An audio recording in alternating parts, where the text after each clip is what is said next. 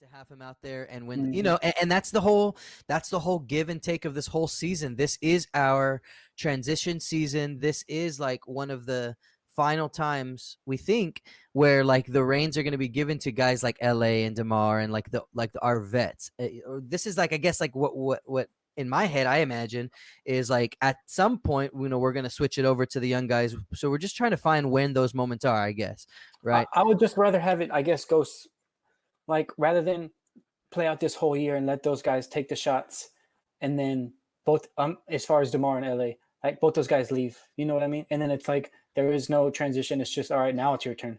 Yeah, well, and I I would get like our that. guys to I would like our guys to get those opportunities right now with them guys still here. You know what I mean? I get what you're saying.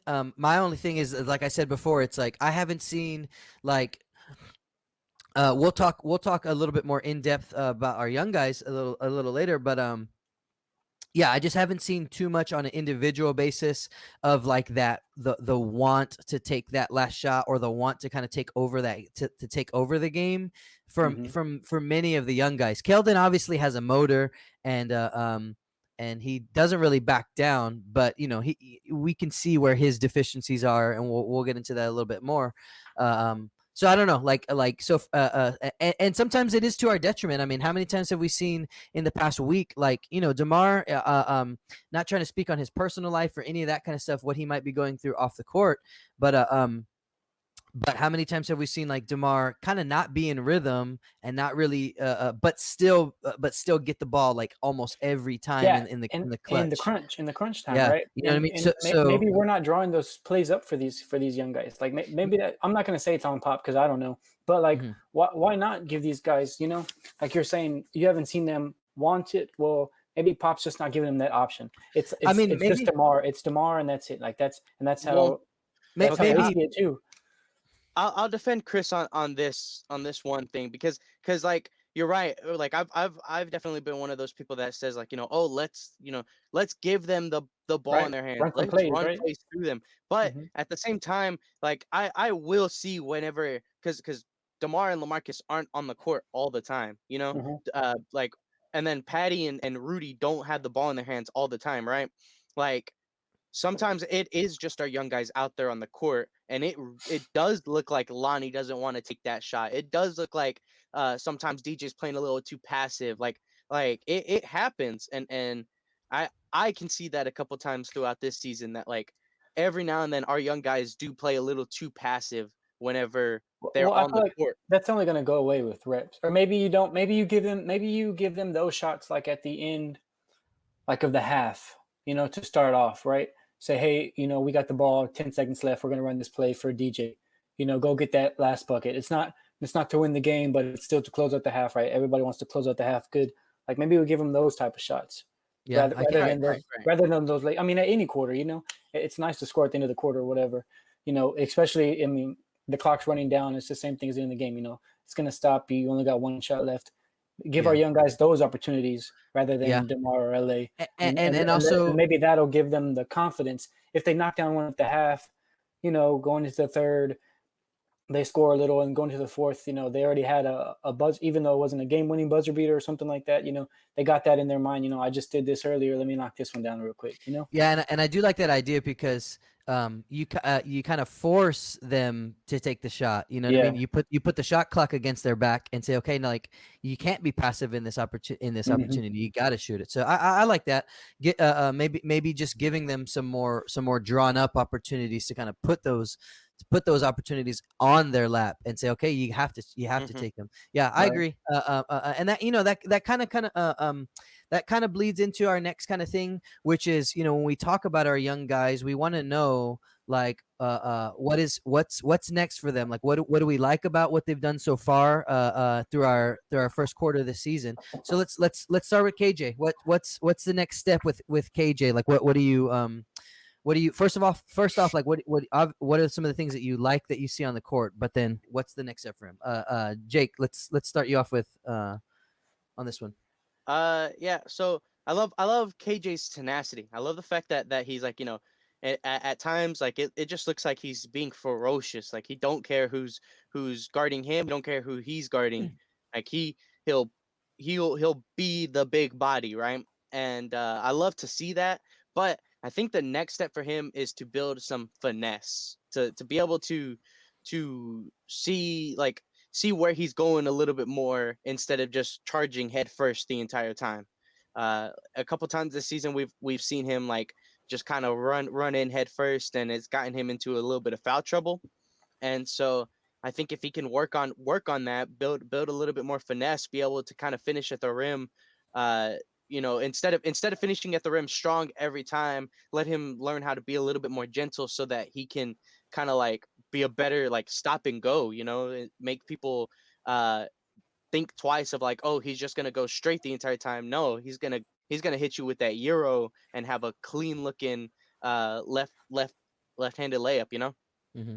So I think I love what he's doing on defense, and I love what he's already doing on offense. But I think his next step would just be to add a little bit more finesse to attacking the basket. Cool. Right. Cool. I like that. Josh, you wanna add or I mean, yeah, right. Some finesse would be nice. That sounds really nice. But in far as what I see from KJ, like I like everything that he does. I love like Jake said, his intensity that he brings like every single night. I love the way he plays defense. I love the fact that he does charge at those people. And I think maybe at some point, hopefully he starts getting some of those calls, like and they go the other way. Instead of offensive fouls, there, some blocking fouls on the defensive end. But what I would like to see is, yeah, like not him go every single time like at those guys. I wish he would get a floater, right? We watched Tony for forever in San Antonio. So when KJ gets that ball on the outside and he runs, I would love for him to just get it like a little floater, stop instead of like Jake said, charging at those guys. Just yeah. no. I'm just thinking of like Steph Curry's floater right now because of KJ's arc. I feel like Yeah, that super sucker is high. gonna go up 200 feet in the air. We're gonna be looking. Whatever. Hey, as long as it drops, then it don't matter to me. But Yeah. if he would get a floater, just that mid range, or even I know we have DeMar there, and what is DeMar, right? Pull up mid range, like when he gets that ball and he starts attacking, just bam, nice little jump shot, right at that mid range level. Like that would be great. If he could start knocking those down, then you're gonna get people running out at him, like overplaying him, and then he might get some opportunities for some dunks or some layups or whatever because they're worried about his shooting, and that and the pass, right? So when he gets the ball, he drives, and most of the time he sucks the defenders in, and he just like a bowling ball. He's just he's going at everybody, and it's just like one more swing pass. He could find Devin in the corner for three. One more swing pass, he could find Patty or whoever's on the floor with him. So I guess his awareness, offensive awareness, in that regard, as far as that pass, But other than that, KJ is a real bright spot for us through the first 18 games. So, and it's nice, it's nice watching him grow, and I'm hoping that he just keep on growing. Yeah, I'm right there with you guys. Enjoy his intensity, especially what was it? I don't think it was the last game that we just played, but it was the one right before it where he was out there. He was out there like, any moment of energy that we had was stemmed from what he was doing out on the court, offensively, defensively. He was really like yelling at people, getting them like, let's go, putting, trying to put people in place. And I think that's what I mean when I say like we need these young guys to be people who drive the engine a little bit when we don't have the juice. And so like that was a real bright spot for me. But yeah, I agree with you guys are saying about like the more nuance and the more like tools that he's going to start to have in his offensive kit is going to help, because you can see now like some of these defenses know that he's coming. You know what I mean? Yeah. Like they're starting, they get the reports now, and they know that we have this guy who that's his game right now, is shooting those threes, and running 100%, 100 miles an hour into the paint. So people are starting to try to put him in bad positions. People are starting to try to, draw charges on him. So yeah, taking advantage of some of that stuff. If they're going to try to back up and beat me to a position, well then I'm just going to pull up and shoot, or I'm going to develop a little floater like Josh is saying. You know what I mean? So yeah, I agree. Just continuing to see his offensive game take those next steps forward is going to be really good. Mm-hmm. And then also, the more we can get him to slow down a little bit, probably will extend his his gas tank a little bit. He's young.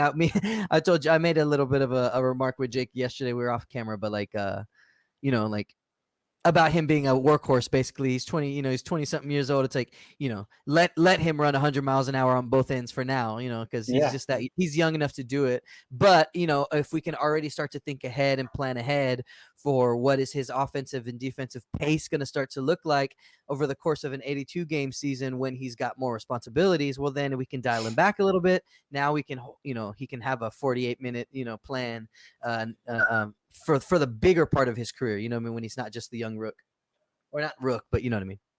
Right. The young stud. So I think I think we're all pretty much on the same page with KJ. All right, well let's bring up the same question, but let's bring Lonnie into the mix.